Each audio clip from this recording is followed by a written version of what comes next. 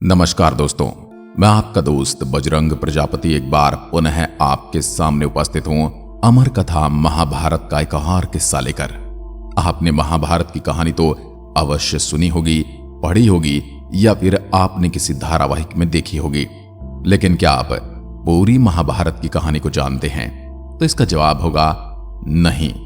आपने भले ही टीवी पर महाभारत देखा होगा, लेकिन दोस्तों महाभारत की कहानी इतनी लंबी है और इसमें इतने सारे पात्र थे कि उसमें से सारी कहानियां छूट जाती हैं। और ऐसे ही एक कहानी से आप अनजान होंगे जो मैं आपको बताने वाला हूं। अगर आपसे पूछा जाए कि धृतराष्ट्र के कितने पुत्र थे तो आपका क्या जवाब होगा?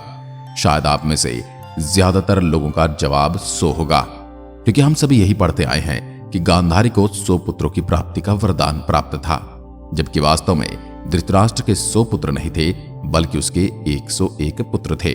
जी हां, इतना ही नहीं, धृतराष्ट्र का एक पुत्र कौरवों को छोड़कर पांडवों की ओर से युद्ध में शामिल भी हुआ था। जहां हम सभी को लगता है कि महाभारत युद्ध में धृतराष्ट्र ने अपने सभी पुत्र खो दिए थे, लेकिन इसका एक पुत्र महाभारत के बाद भी जीवित था और उसी पुत्र ने धृतराष्ट्र और गांधारी का अंतिम संस्कार भी किया था।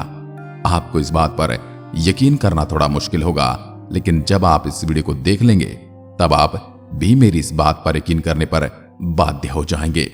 आज की हमारे इस वीडियो में धृतराष्ट्र के उसी पुत्र की कहानी है जो महाभारत के युद्ध के बाद जीवित था, और यही पुत्र धृतराष्ट्र का 101वां पुत्र था। दोस्तों, जब गांधारी गर्भवती थी तब उसकी सेवा के लिए एक दासी भी थी।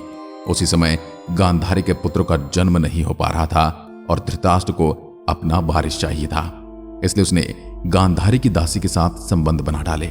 गांधारी के साथ साथ दासी भी गर्भवती हो गई। दासी से जो पुत्र पैदा हुआ उसका नाम था युयुत्सु, जिसे राज के सम्मान मिला था। युयुत्सु को राजनीति और ज्ञान में काफी ज्यादा दिलचस्पी थी और इसी के लिए उसने विदुर से ज्ञान और राजनीति के विषय में शिक्षा भी ली थी।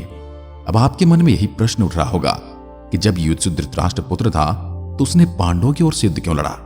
दोस्तों, विदुर ही की तरह युयुत्सु भी एक धर्मात्मा था। इसी वजह से वह दुर्योधन को ज्यादा पसंद नहीं करता था, क्योंकि दुर्योधन हमेशा अधर्म की बात करता और उसी राह पर चल रहा था। हालांकि उसने कई बार दुर्योधन की बातों का विरोध भी किया था, लेकिन दुर्योधन और उसके भाइयों ने उसकी एक न सुनी। उल्टा युयुत्सु को उन्होंने भला बुरा कहना शुरू कर दिया। एक बार दुर्योधन ने सबके सामने युयुत्सु का मजाक भी उड़ाया था। गांधारी की तरह युयुत्सु भी नहीं चाहता था कि महाभारत का युद्ध हो, और इस युद्ध को रोकने का उसने कई बार प्रयास भी किया था, परंतु किसी ने उसकी बात नहीं मानी और फिर उसे आखिरकार युद्ध में कौरव भाइयों की तरफ से शामिल होना पड़ा। लेकिन जैसे ही युद्ध का पहला दिन शुरू हुआ तब युधिष्ठिर की बात सुनकर युयुत्सु कौरवों को छोड़कर पांडवों की ओर से युद्ध में शामिल हो गया था। दरअसल युधिष्ठिर ने युद्ध से पहले दिन कहा था, हमारा पक्ष धर्म का है और ये हमारा मानना है, और तुम्हारे लिए तुम्हारा पक्ष धर्म का हो सकता है, लेकिन दुर्योधन के अलावा कौरव सेना में अगर किसी को लगता है कि हमारा पक्ष धर्म का है तो हमारी ओर आ सकते हैं, उनका स्वागत किया जाएगा। और यदि मेरी सेना में किसी को लगता है कि दुर्योधन के पक्ष में धर्म है तो वह स्वतंत्र रूप से कौरवों की ओर से युद्ध में भाग ले सकता है। इसी घोषणा को सुनकर युयुत्सु कौरवों को छोड़कर पांडवों की ओर चला गया था। युयुत्सु को युद्ध शुरू होने से पहले ही पांडवों की तरफ जाते देख दुर्योधन आग बबूला हो गया था।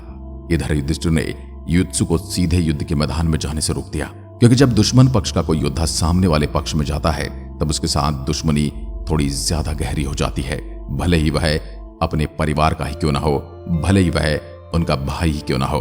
और युयुत्सु ने तो आखिरी मौके पर दुर्योधन को धोखा दिया था, जिससे दुर्योधन और ज्यादा क्रोध से भर गया था। आपने रामायण तो देखी होगी, इसमें भगवान राम और लक्ष्मण को रावण की मृत्यु का राज बताने वाले कोई नहीं बल्कि रावण का भाई विभीषण था। लेकिन राम और लक्ष्मण ने कभी भी विभीषण को युद्ध में आगे नहीं किया।